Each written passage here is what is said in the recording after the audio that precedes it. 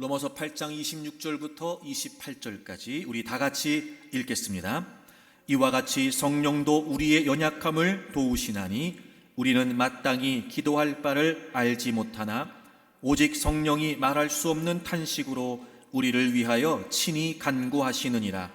마음을 살피시는 이가 성령의 생각을 아시나니 이는 성령이 하나님의 뜻대로 성도를 위하여 간구하심이니라. 우리가 알거니와 하나님을 사랑하는 자 곧 그의 뜻대로 부르심을 입은 자들에게는 모든 것이 합력하여 선을 이루느니라. 아멘. 여러분 혹시 멜리오이도시스라고 하는 병을 들어본 적이 있으십니까? 일반적으로 유비저라고 한다고 그래요. 유비저균에 의한 감염이라고 합니다. 이 어떻게 감염되나 봤더니 유비저라고 하는 균이 있고 유비저균에 오염되어 있는 물이나 토양에 접촉되었을 때 감염이 된다고 그래요. 근데 이 유비저라고 하는 병에는요 아주 독특한 두 가지의 특징이 있다고 합니다. 첫째가 뭐냐면 잠복기가 길대요. 여러분 잠복기가 뭔지 잘 아시죠?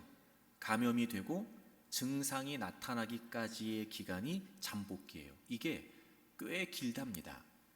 학계에 보고된 케이스가 하나 있는데요. 2차 대전 참전 용사 중에 한 명이 이 유비저에 감염이 됐는데 무려 63년 만에 확인이 됐다는 거예요. 그러니까 엄청나게 긴 거예요. 두 번째, 감염에 따른 특정 증상이 없답니다.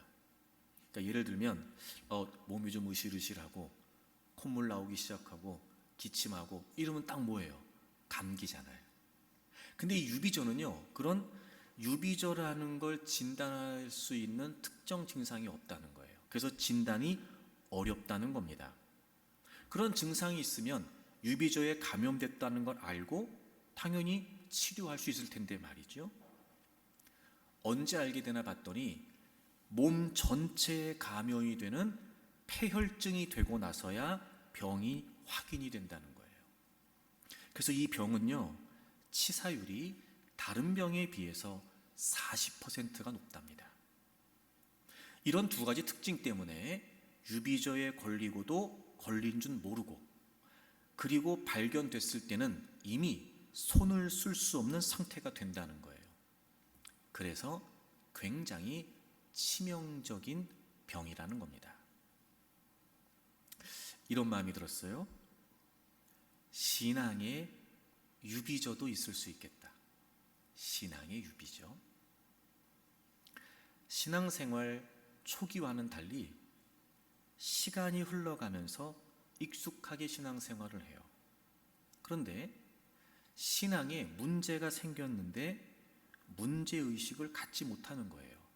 이게 왜 그러냐면 유비저처럼 특정 증상이 없을 수 있기 때문에 그래요. 교회를 나오거든요. 예배를 드린단 말이에요. 이미 문제가 생겨서 습관적으로 신앙생활을 하고 있는데도 내가 계속해서 신앙생활을 하고 있다는 것 때문에 무엇이 문제인지를 모르는 거죠. 그리고 그렇게 신앙의 연수가 쌓여가면서 나도 모르는 사이에 신앙의 문제점들이 하나 둘 쌓여가기 시작하는 거예요. 유비저처럼 잠복기가 길어서 어느 순간 아차 싶어 이게 문제였구나 증상을 알아차리면 이미 굳어진 그 신앙의 습관들은 고치기가 상당히 어렵다는 거예요. 신앙에 유비저도 있을 수 있겠다. 사랑하는 교우 여러분, 우리에게는 이런 신앙의 유비저가 없기를 바랍니다. 주님과의 교제이고 영의 호흡인 기도는 우리의 신앙에서 대단히 중요합니다. 그래서 우리는 기도를 중요하게 여깁니다. 신앙생활하면서 나는 기도 안 할 거야 이런 분은 한 분도 없습니다. 항상 마음에 기도해야 된다라고 하는 부담을 갖고 있지요. 그리고 할 수만 있다면 기도를 하려고 합니다. 기도를 권유하기도 하고 권유받기도 합니다. 또 이런저런 상황들을 통해서 내가 지금 기도해야 되는구나 라고 하는 깨달음을 갖기도 합니다. 그래서 여러 가지 방식으로 기도를 실천하기도 합니다. 시간을 정하기도 하고 기간을 정하기도 해요. 금식을 하기도 하고 애절하게 부르짖기도 하고 또 묵상으로 기도하기도 하고 때론 여러분 너무나 간절한 나머지 눈물로 하나님께 기도하기도 합니다. 그런데 우리가 기도할 때 간과하지 말아야 될 아주 중요한 한 가지가 있습니다. 오늘 본문이 그것을 우리에게 가르쳐주고 있습니다. 여러분 26절을 보겠습니다. 오늘 본문 로마서 8장 26절을 보시면 이와 같이 성령도 우리의 연약함을 도우신다 이렇게 되어 있어요. 성령님께서 우리의 연약함을 도우신다는 거예요. 여러분 여기에서 이 연약하다는 말이 무슨 말이냐면 전반적인 무능력함을 말합니다. 우리가 기도하는데요, 우리에게는 기도에 무능력함이 있다는 거예요. 성령님이 연약함을 도우신다고 그랬잖아요. 그런 걸 보면 우리는 기도하지만 우리의 연약함을 도우시는 성령님의 역사가 반드시 필요하다는 거죠. 성령님이 도와주시지 않으면 해결할 수 없는 기도의 연약함이 우리에게 있다는 거예요. 열심히 기도하고 최선을 다해서 기도하지만 분명히 우리는 연약함이라고 하는 기도의 한계를 갖고 있다는 거예요. 여러분 우리가 기도할 때 오늘 성경이 지적하고 있는 것처럼 우리에게는 기도의 연약함이 있구나 라고 하는 사실을 인정해야 됩니다. 그리고 그 연약함을 인식하면서 기도할 때 우리의 기도가 온전한 기도가 될 수 있어요. 여러분 그러면 연약함이라는 게 뭘까요? 계속해서 보실까요? 이와 같이 성령도 우리 연약함을 도우시나니 우리는 마땅히 기도할 바를 알지 못하나. 우리는 마땅히 기도할 바를 알지 못한대요. 기도할 바를 알지 못한대요. 우리 연약함이 뭐예요? 우린 기도하는데요, 마땅히 기도할 바를 알지 못한답니다. 기도할 바를 알지 못한다는 말이 무슨 말이냐면 어떻게 기도해야 될지 모른다는 거예요. 어쩌면 여러분 이 말씀이 선뜻 수긍이 되지 않을 수도 있습니다. 아니, 난 기도하는데, 난 기도를 알아요. 나 기도하고 있는데요. 난 기도를 꽤 열심히 하고 있는데요. 내가 어떻게 기도해야 할지 모른다니요. 수긍이 안 될 수도 있어요. 하지만 여러분, 성경은 우리에게 가르쳐주고 있네요. 우리가 어떻게 기도해야 될지 모른다는 거예요. 이 말은 기도를 안 한다는 게 아니죠. 기도를 하는데 기도가 기도답지 못하다는 거예요. 기도를 하는데 기도가 아니라는 거죠. 그래서 연약함인 거예요. 그런 걸 보면 여러분, 기도는 하고 싶은 대로 하면 안 되고 해야 되는 대로 하는 거예요. 이 말은 기도에 어떤 법칙이 있다거나 기도에 어떤 규칙이 있다, 순서가 있다, 이런 차원의 문제가 아니라 기도에 본질이 있다는 걸 우리에게 말씀해주고 있는 거예요. 다시 말하면 여러분, 어떻게 기도해야 할지를 모르는 이 기도의 연약함이 해결되지 않으면 우리는 자칫 무의미한 기도를 반복할 수도 있다는 겁니다. 난 지금 나름대로 기도하고 있는데, 내가 기도를 안 하지 않는데, 하지만 그럼에도 불구하고 이 기도의 연약함을 인식하고 풀어가지 않으면 우리의 기도는 무의미한 기도가 될 수 있다는 거예요. 혹시 여러분 그런 경험 없으세요? 기도를 하는데 응답이 없다고 느껴지는 거예요. 기도를 하는데 아무런 역사도 없다고 느껴지는 거예요. 기도를 하는데요, 마음의 평안도 없어요. 기도를 하는데요, 더 힘들어지는 거예요. 마치 여러분, 기도를 하는데 기도를 안 하는 것과 별반 다르지 않는 것처럼 느껴지는 거예요. 무의미한 기도가 반복되고 있다는 거예요.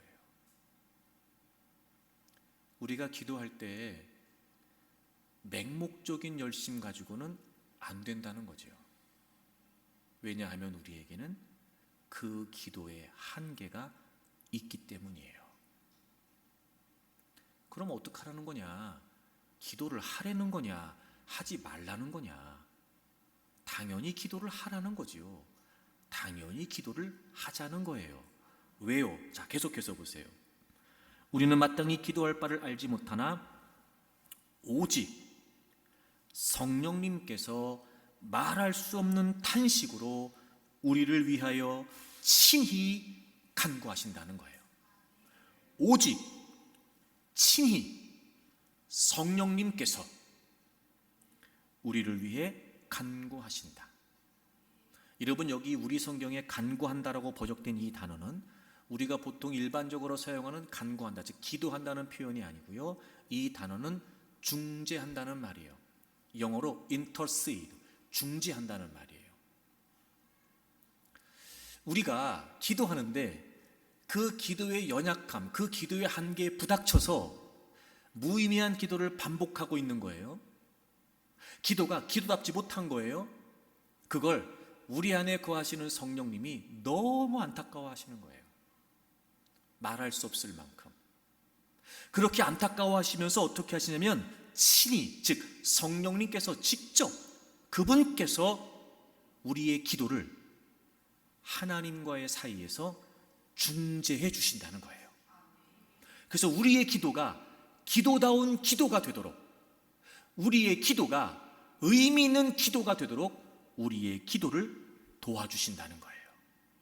여러분이 중재하신다, 이 간구하신다라고 하는 단어는요, 현재형이에요. 즉 지속적으로 항상 변함없이. 그러니까 우리가 기도할 때마다 우리의 연약함을 알고 계시는 성령님께서는 너무 안타까워하시면서 우리의 기도가 기도다운 기도가 되도록 계속해서 도와주신다는 거예요. 말할 수 없는 탄식으로 말입니다. 그러니까 우리에게 기도에 연약함이 있는 건 확실해요.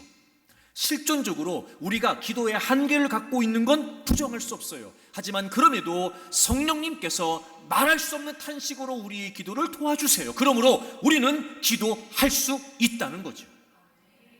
그리고 기도해야 된다는 거예요.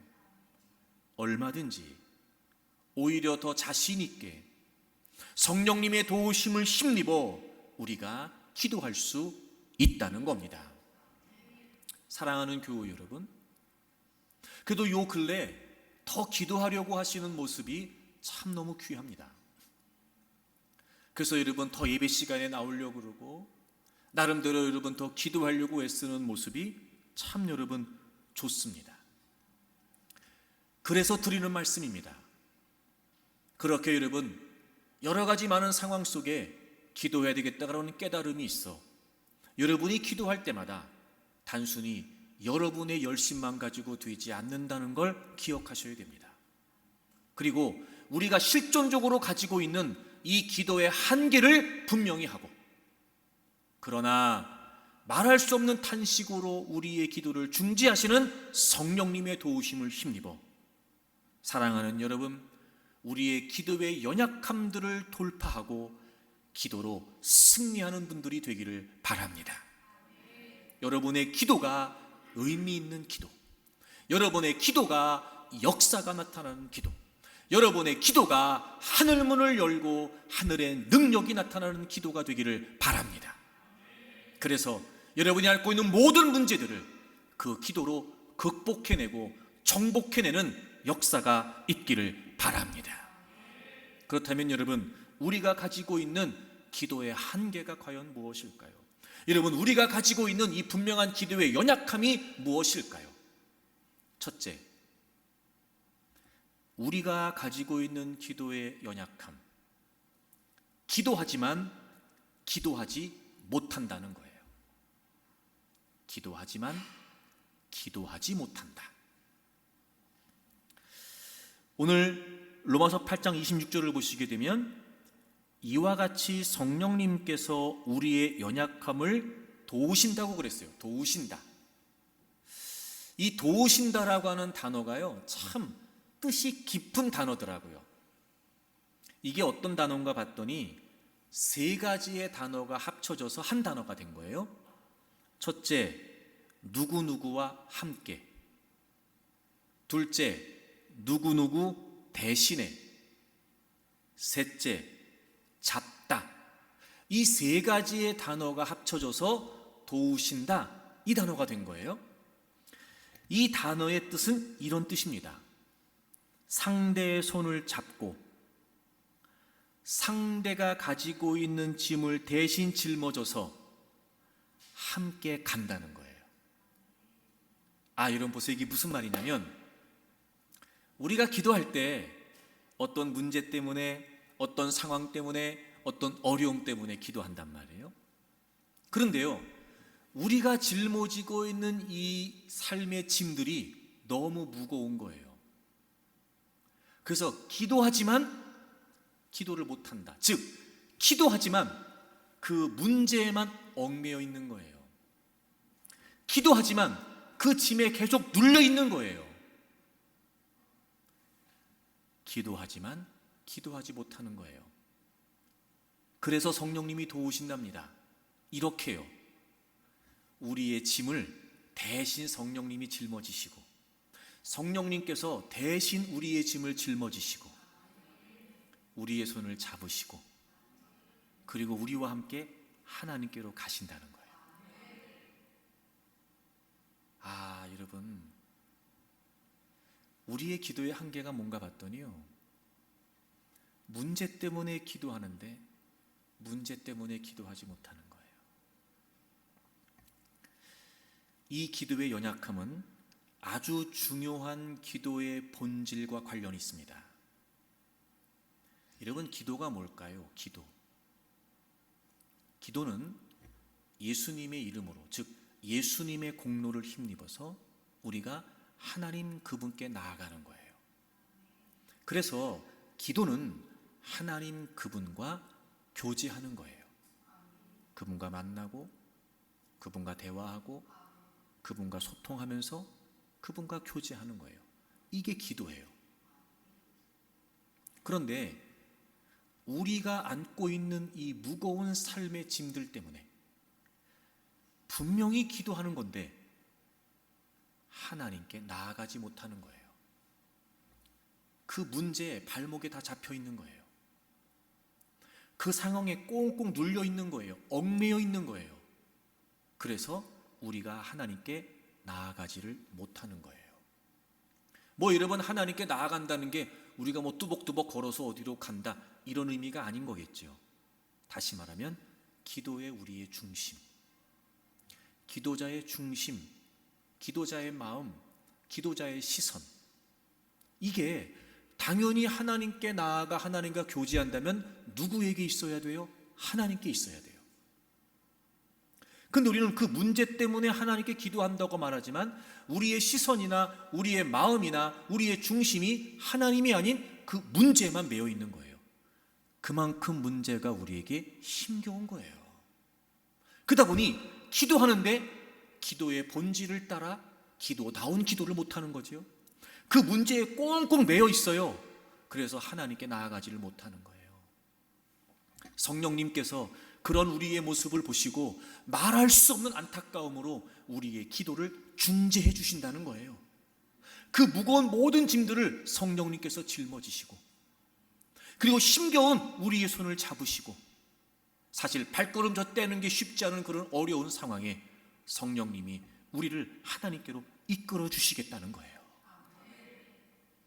그렇습니다, 여러분. 우리 갖고 있는 기도의 한계, 기도하지만 기도하지 못하는 거예요. 문제 때문에 기도하는데 문제 때문에 기도를 못하는 겁니다. 하지만 여러분, 염려하지 마십시오. 성령님께서 우리의 연약함을 도와주십니다. 그러니 여러분이 지금 어떤 문제 때문에 기도하고 있는지 모르지만, 지금 여러분이 어떤 상황을 해결받기 위해 기도하고 있는지 모르지만, 먼저 여러분 스스로 여러분의 기도의 모습을 성찰하십시오. 아, 내가 지금 기도하고 있는데 기도하고 있는 건가? 아, 내가 지금 기도하고 있는데 기도다운 기도를 하고 있는 건가? 쉽게 생각하면 이런 거예요. 그 문제 때문에 하나님께 기도하는데, 기도의 자리에서 우리는 문제만 묵상하지 하나님을 묵상하지 못하는 거예요. 그 어려운 상황 때문에 기도하는데, 기도의 자리에서 어려운 상황에 관해서만 나열하지 하나님에 관해서는 나열이 안 되는 거예요. 기도하지만 기도하지 못하는 거예요. 예를 들면 이런 거예요. 이럴 수 있어요, 여러분. 문제 때문에 기도해야 되는데 문제 때문에 기도를 못하는 거예요. 여러분, 어떤 문제는요, 내가 기도해야 된다는 걸 알아요. 근데요, 기도가 안 돼요. 기도해야 된다는 걸 모르지 않아요. 근데요, 기도하고 싶지 않아요. 혹시라도 누군가에게 그런 상황을 이야기하면서 그 상대가 아유, 기도해야지요, 그 말도 듣기가 싫어요. 내가 그걸 모르냐는 거예요. 희한하죠, 여러분? 하나님을 믿어요? 이전에 기도의 은혜도 경험한 적이 있어요? 그런데요, 문제 때문에 기도해야 되는데 그 문제 때문에 기도도 안 되는 거예요. 기도하고 싶지 않은 거예요. 여러분, 그럴 때 있어요. 그러니까 기도하지만 기도하지 못해요. 문제 때문에 기도해야 되는데 문제 때문에 기도를 못해요. 그리고 한숨만 나와요. 원망만 돼요. 짜증만 나요. 그럴 때 많아요, 여러분. 그게 우리의 연약함이에요.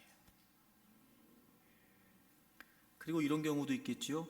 문제 때문에 기도하는데 문제 때문에 하나님 앞에 나아가지 못하는 거예요.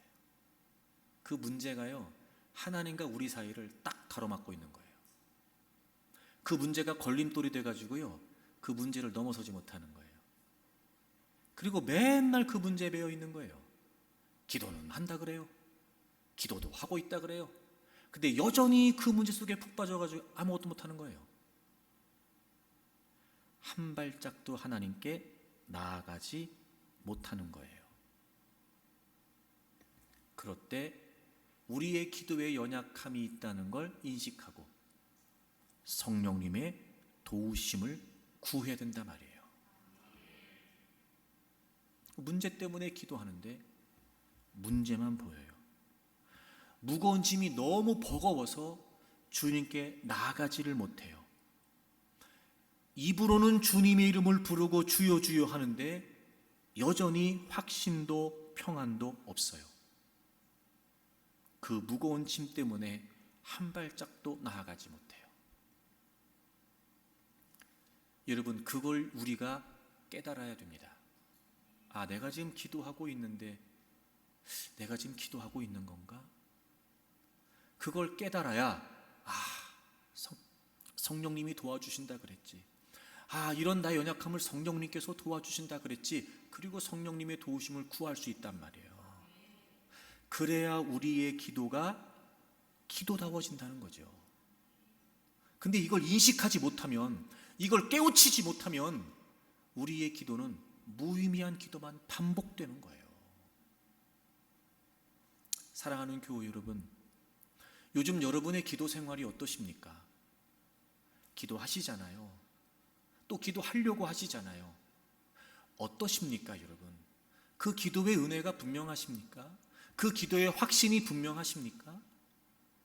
만약 지금 여러분의 기도가 뭔가 정체되어 있는 것 같고 과거와 달리 기도의 은혜가 없는 것 같다고 여겨진다면 한번 점검해 보세요. 내가 기도하고 있는데 기도하지 못하고 있는 건 아닐까?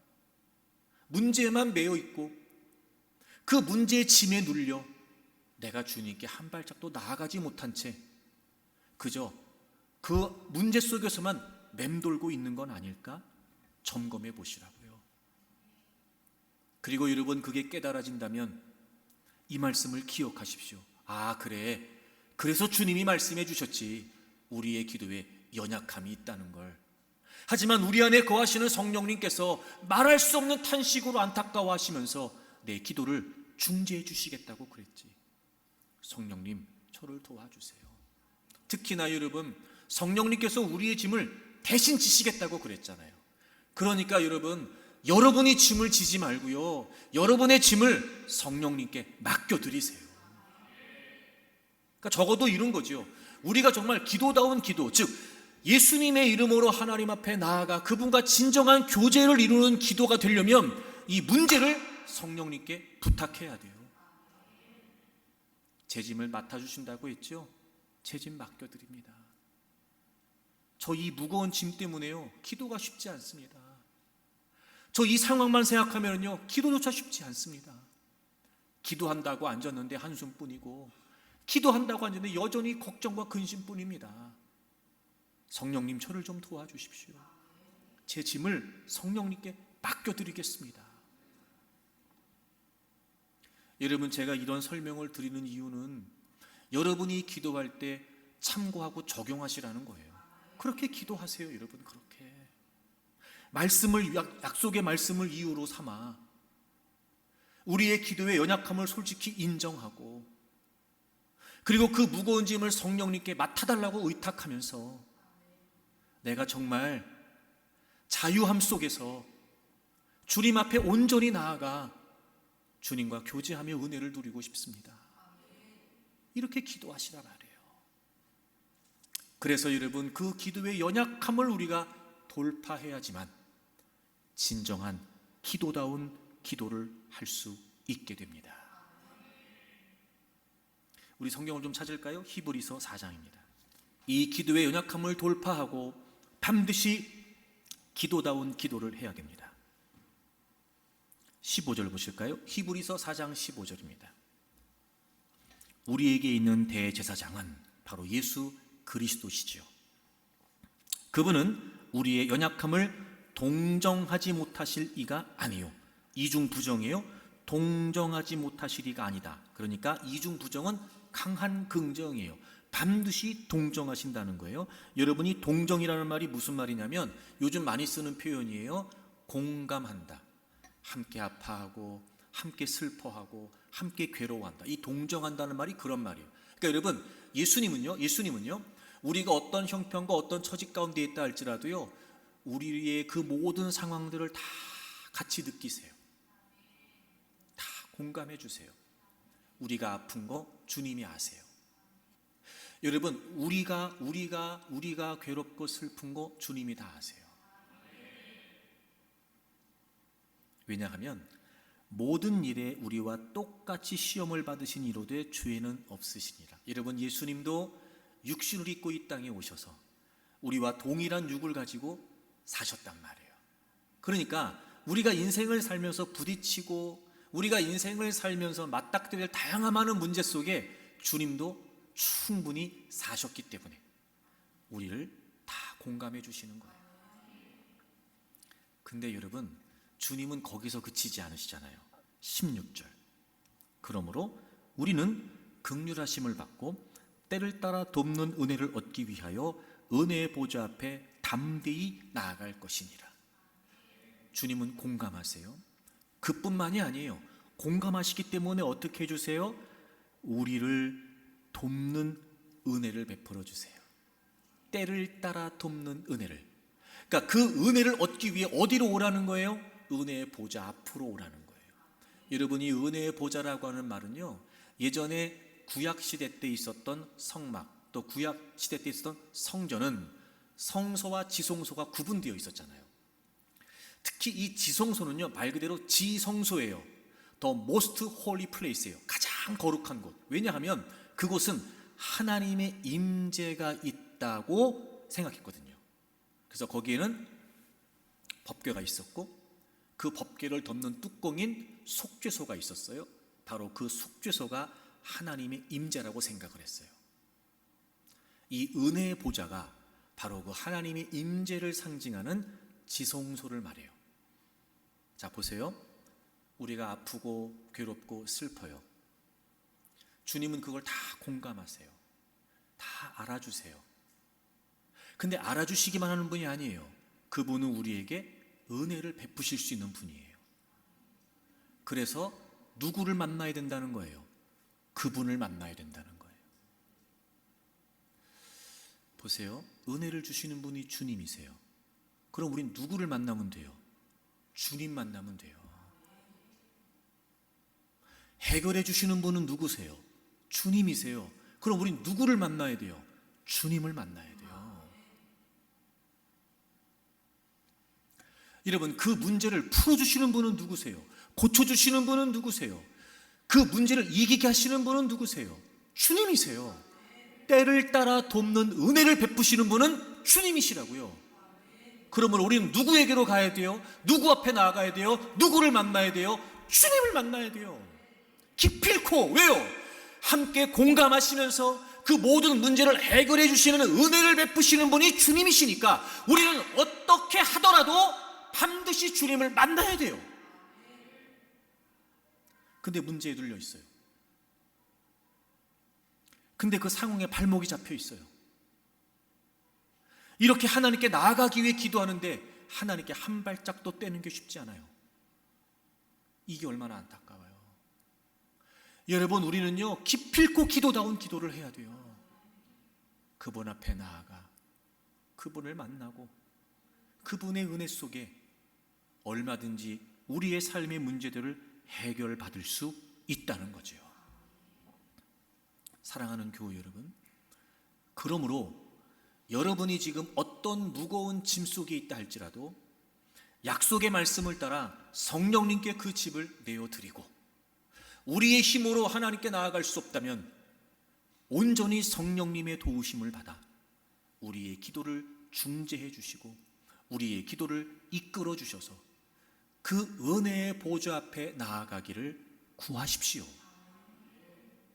그리고 여러분의 기도의 자리가 그분을 만나는 자리, 그분과 교제하는 자리, 그래서 그분과의 만남 속에서, 그분과의 교제 속에서 각양의 많은 은혜를 누리는 회복이 있고 치유가 있고 위로가 있고 힘이 있고 지혜가 있고 능력이 있는 그런 기도가 되기를 바랍니다.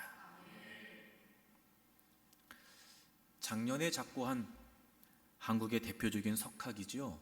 이어룡 교수가 쓴 지성과 영성의 만남이라는 아주 유명한 책이 있어요. 베스트셀러거든요. 거기에 보면 그 이어룡 교수가 자신이 평생 사랑한 문학의 한계, 학문의 한계에 대해서 독일의 시인이었던 하이네의 고백을 인용하면서 설명하는 장면이 나와요. 제가 그대로 읽을게요. 하이네는 절대 신인 기독교의 하나님을 버리고 히랍신을 그렇게도 좋아했습니다. 그는 히랍의 여러 신을 그토록 믿었는데도 죽기 직전 루브르 박물관에 비너스가 자신을 쳐다보면서 이렇게 말하는 것 같았다는 거예요. 여러분, 이 비너스는요 고대 그리스의 대표적인 조각상인데 아마 여러분 한 번쯤은 다 이렇게 사진이나 뭐 보셨을 거예요. 왜 비너스 여신상인데 팔이 없는, 바로 그 신상을 말해요. 그러니까 하이네가 그 신상 앞에 지금 가 있는 거예요. 그러면서 하이네가 마지막 죽기 전에 그 여신상을 보고 있는데 그 비너스 여신상이 자신한테 이렇게 말하는 것 같았다는 거예요. 너는 나에게 매달리는데 나는 너를 구할 힘이 없어. 나는 팔이 없지 않니? 너를 안아주고 싶은데 팔이 없어. 너희들과 너무나 차원이 같아. 같이 울어주고 같이 슬퍼해줘도 너희들을 끌어안아 줄 수는 없어. 그러니까 그때 하이네가 뭐라고 합니까? 인간이 못하는 것, 잡신들이 못하는 것, 팔을 뻗어 우리를 끌어안는 것은 역시 여호와 하나님이시다. 저는 이 글을 보면서 이런 마음 들었어요. 여러분, 이건 문학의 한계가 아니에요. 이건 인간의 한계고 세상의 한계입니다. 세상은 공감을 강조합니다. 낭만적이고 아름답게 들립니다. 그래요, 공감 필요합니다. 때론 여러분, 공감해 줄 수 있다는 사람이 위로가 되기도 합니다. 그리고 격려가 되기도 하죠. 하지만 여러분, 우린 너무 잘합니다. 공감은 하지만 도움을 줄 수 없다면 과연 그 공감이 나에게 어떤 의미가 되는 걸까? 예를 들면 막 억수같이 비가 쏟아져요. 우산이 없어요. 그 비를 혼자 맞으면서 걸어가면 그것처럼 외롭고 처량한 일이 없지요. 그때 누군가 다가와서 아이고 왜 그렇게 혼자 가요?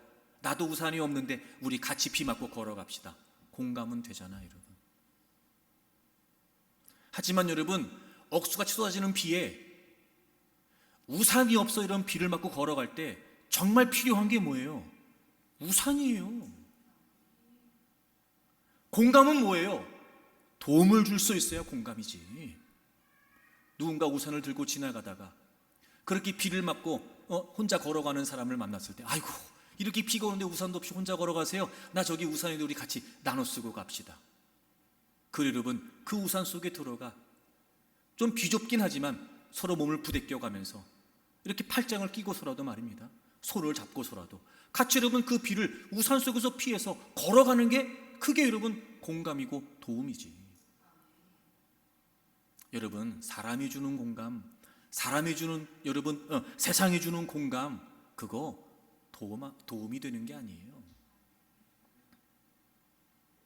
오히려 여러분, 비를 피할 우산이 없는 그런 비 속에서의 만남은요, 더 우리의 인생을 슬프게 하는지도 모르지요.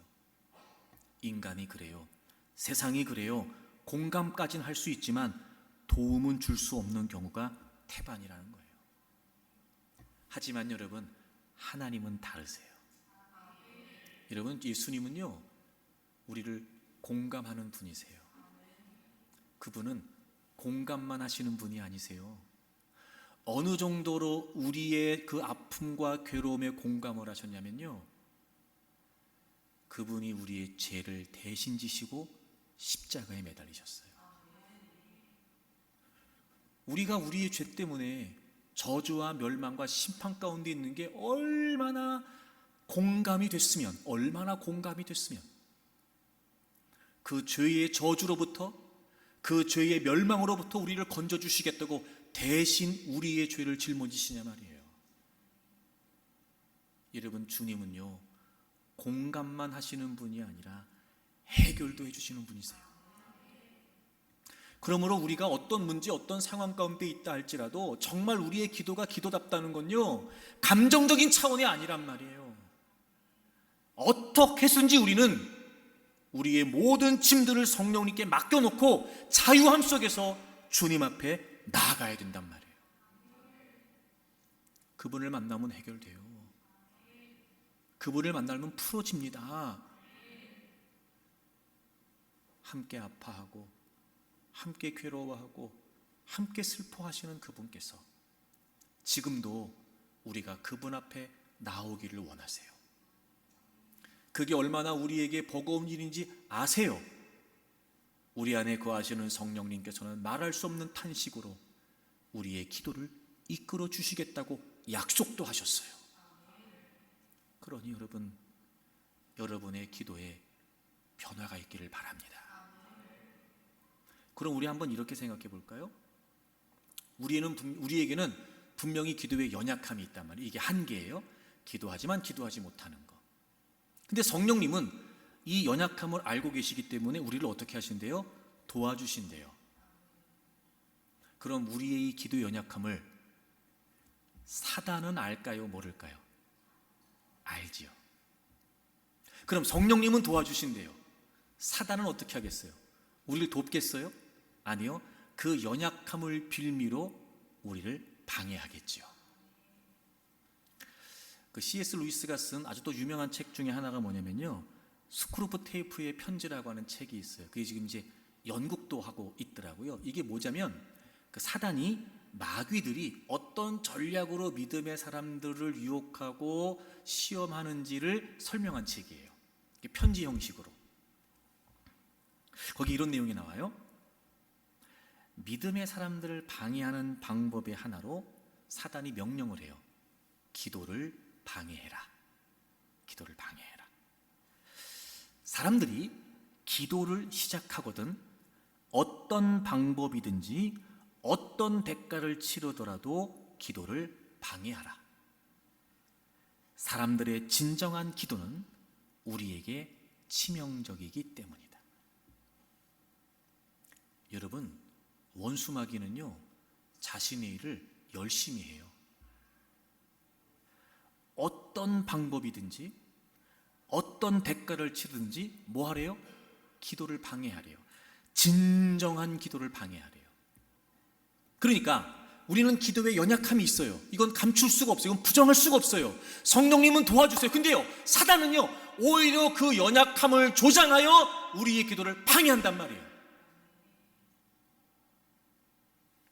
문제 때문에, 그 어려운 짐 때문에 우리가 멈칫하고 주저앉아 있을 때, 온전히 하나님께 나아가지 못하고 있을 때 원수 마귀는요, 반드시 그 틈을 비집고 들어옵니다.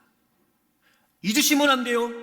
어떤 방법이든지 어떤 대가를 치르든지 원수 마귀는요, 우리의 진정한 기도를 방해한다는 것을 말입니다.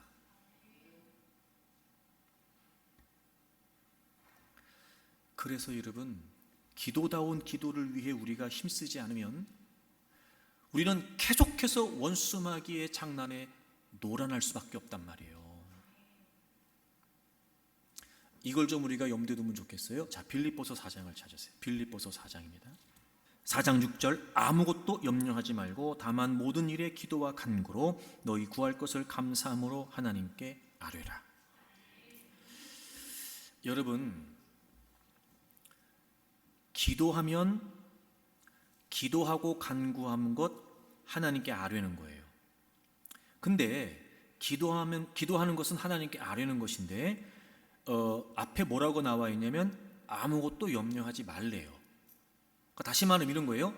염려하지 말고 하나님께 아뢰라는 거예요. 그게 기도라는 거예요. 분명히 오늘 성경은 염려와 기도를 구분하고 있어요. 자, 염려하지 말고 하나님께 아뢰. 자, 그러면 염려는 기도예요? 아니에요? 그럼 이게 무슨 말일까? 아니, 그 문제 앞에 염려 안 되는 사람이 어디 있어요? 그 문제 때문에 걱정이 안 되는 사람이 어디 있냐고요. 저도 마찬가지예요. 근데 오늘 성경은 염려하지 말고 하나님께 아뢰라는 거예요. 여러분, 이렇게 말씀하신 이유가 뭘까요? 염려가 우리의 진정한 기도를 가로막는 거예요. 염려하지 말고 기도와 간구로 구할 것을 감사함으로 하나님께 아뢰야 되는데, 우린 문제 때문에 기도한다고 말하고 그 어려움 때문에 기도한다고 말하고 그 상황 때문에 기도한다고 말하는데, 우리는 하나님께 아뢰는 게 아니고 그저 여전히 기도의 자리에서 염려만 하고 있는 거예요. 염려는 진정한 기도를 방해합니다. 자, 보세요. 그럼 우리 손 차려야 돼요. 정신 차려야 됩니다. 우리가. 자, 기도할 때. 자, 보세요. 자, 우리는 기도에 연약함이 있어요. 성령님은 도와주시는데 마귀는 방해해요. 핵심이 뭐예요? 우리가 안고 있는 문제 때문에 하나님께 나가지 못하게 하는 거죠. 그럼 원수 마귀는 어떻게 하겠어요? 계속 문제에 빠져 있게 만들어요. 헤어나오지 못하게 만든다고요. 여러분, 기도한다고 말하면서도 우리는 하나님을 묵상하지 않고 문제만 묵상하게 만들어요. 그 기도의 자리에서도 힘들게 만들고, 기도의 자리에서도 불안하게 만들고, 기도의 자리에서도 염려하게 만들어요. 왜? 그래야 온전히 하나님께 나아가지 못하고 하나님과 우리 사이의 교제의 통로가 딱 가로막혀서 기도를 방해할 수 있으니까요. 여러분, 정말 주님의 이름으로 간곡히 권면합니다. 기도를요, 대충 적당히 하던 대로 하려고 하지 말고 우리에게 말씀을 통해 가르쳐 주신 바를 따라서 기도하시면 좋겠어요. 맨날 그 문제 속에만 있는 거예요. 기도도 한다는 거죠. 근데 여전히 그 문제 속에서 헤어나오질 못하는 거예요. 우리는 상황이 바뀌기를 원할 때 기도하는 나도 바뀐 게 하나도 없어요. 원수마귀가요, 조장하는 거예요. 그런 분위기를 부추깁니다. 부채질해요. 더 걱정해라, 더 염려해라. 여러분 그럴 때 있으세요? 놀라운 건 뭐냐면 여러분, 평상시가 아니고 기도할 때도 여러분, 자, 어떤 문제 때문에 기도하잖아요. 그러면요, 기도한다고 하면서도요, 그 문제가 꼬리에 꼬리를 물고 소위 요즘 말로 뇌피셜을 거듭하면서요, 막 극단적인 상황까지 생각하게 된다니까. 기도하면서도. 여러분 그때 여러분 정신을 바짝 차려야 됩니다. 아 맞다, 나 지금 기도하고 있지 내가 지금. 아, 주님이 이런 마음 주실 리가 없고 성령님이 이런 생각을 주실 리가 없는데, 오히려 그때 여러분 예수님의 이름으로 사탄아 물러가라 선포해야 될지도 모르지. 성령님 제 생각을 좀 붙들어 주십시오. 제가 지금 주님 앞에 기도한다고 말하는데 여전히 이 문제 속에 휩쓸려 두려움과 불안함과 초조함에 제가 지금 이런 생각까지 하고 있습니다. 주님 저를 좀 도와주세요 해야 되는 거 아니냐 말이에요. 이런 원수마귀는요, 어떤 방법을 동원해서라도 어떤 대가를 치르더라도 우리의 진정한 기도를 방해한단 말입니다. 근데 이게 인식도 안 되는 거예요. 깨닫지를 못하는 거예요. 그리고 맨날 그 밥에 그 나물이에요. 그 나물에 그 밥이에요. 그 타령이에요 맨날. 그리고 기도한대요.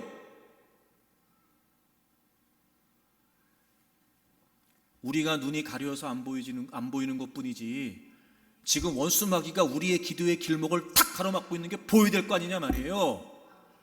제가 알려드렸잖아요. 이제 말씀을 통해 설명드렸지요. 그러니까 여러분 정신 차리셔야 돼요. 기도할 때 거기에 놀아나면 안 됩니다.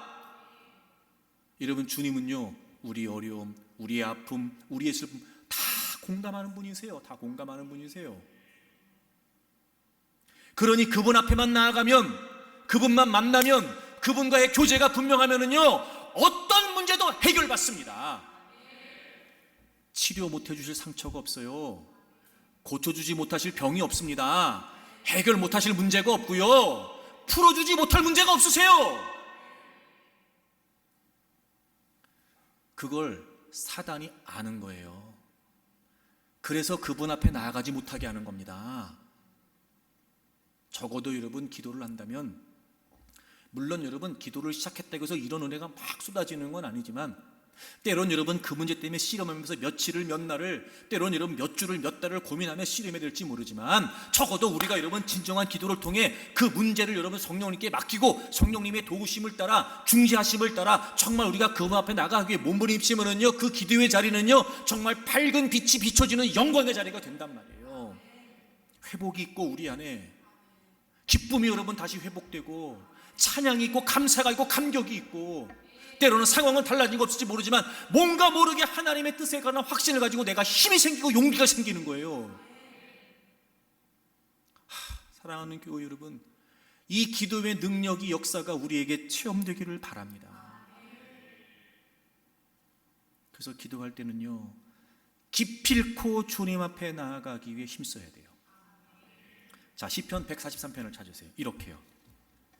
시편 143편입니다.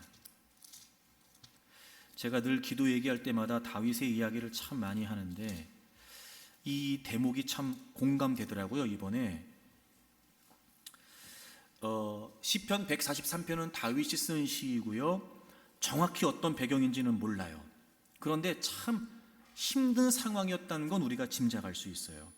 이러면 3절을 보시면, 원수가 내 영혼을 핍박하며 내 생명을 땅에 엎어서 나로 죽은 지 오랜 자 같이 나를 암흑 속에 두었나이다. 암흑 속에 있어요. 지금 암흑 속에, 원수들의 공격 때문에. 4절 보세요. 그러므로 내 심령이 속에서 상하며 내 마음이 내 속에서 어떻대요? 참담한. 여러분 우리 이럴 때 있잖아요. 막 괴롭고 힘들고 복잡하고 막 참담하고 막 어떻게 할 수가 없는 거예요. 그런 상황에 지금 다윗이 맞닥뜨려 있어요. 근데 여러분 7절을 보세요. 7절. 여호와여 속히 내게 응답하소서. 내 영이 피곤하니이다. 주의 얼굴을 내게서 숨기지 마소서. 저는 처음에 이 이야기를 그냥 이렇게 액면 그대로 읽었다가 이번에 다시 좀 생각하면서 이런 마음 들었어요. 아, 맞다. 주님이 얼굴을 숨기실 리가 없지. 주님이 우리에게 얼굴을 숨기실 리가 없잖아요. 근데 왜 다윗이 주님 얼굴을 숨기지 마세요라는 고백을 했던 걸까? 저는 이런 마음이 들었어요. 아, 지금 다윗이 참담한 지경에 이르러서 자신을 둘러싸고 있는 상황이 너무 힘들고 괴롭다 보니 주님이 보이지 않는 거예요. 기도의 자리에서조차. 다윗도 지금 우리가 겪고 있는 기도의 연약함을 겪고 있는 거예요. 지금 주님이 얼굴을 가리실 리가 없어요. 여러분, 숨기실 리가 없지요. 자신을 둘러싸고 있는 상황에 그 문제 때문에 기도하겠다고 기도의 자리에 있는데 마치 주님이 얼굴을 숨기신 것처럼 주님이 보이지가 않는 거예요. 주님이 보이지가 않는 거예요.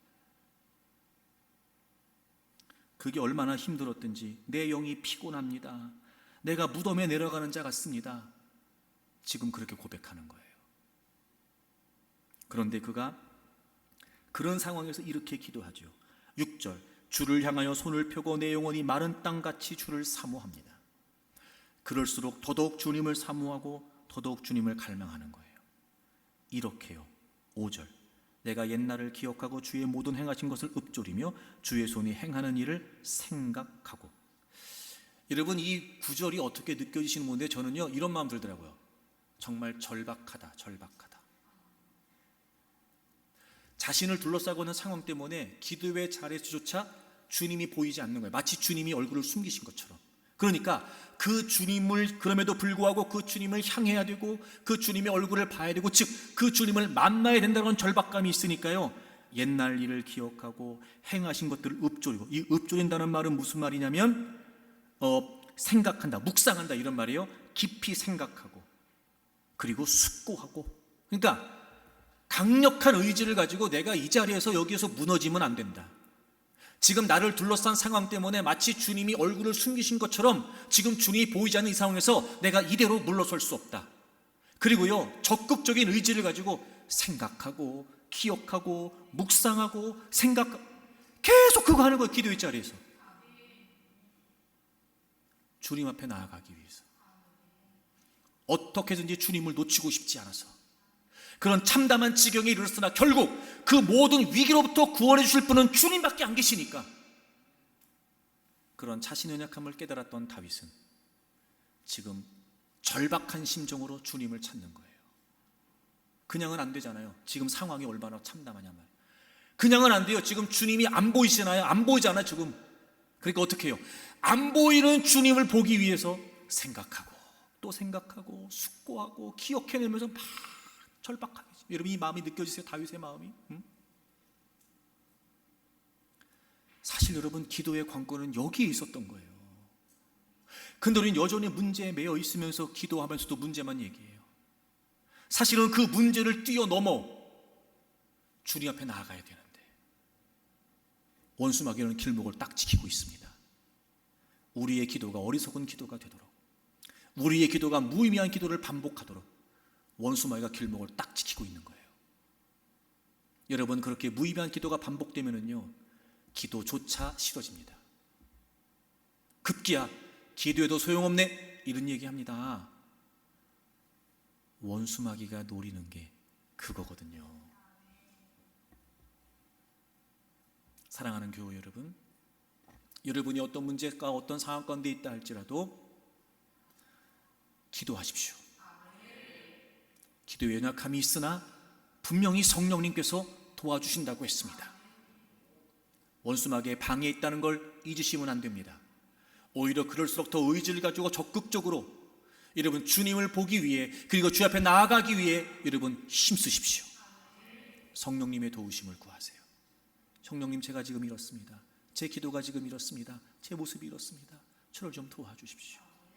그리고 성령님의 도우심을 구하고 여러분 그 모든 무거운 짐들을 성령님께 맡기고 그리고 기도다운 기도를 위해 힘쓰십시오. 다윗이 경험했던 것처럼 성경에 많은 사람들이 많은 인물들이 기도의 역사를 경험했던 것처럼 여러분 우리의 삶에도 이런 놀라운 기도의 역사들이 있기를 바랍니다.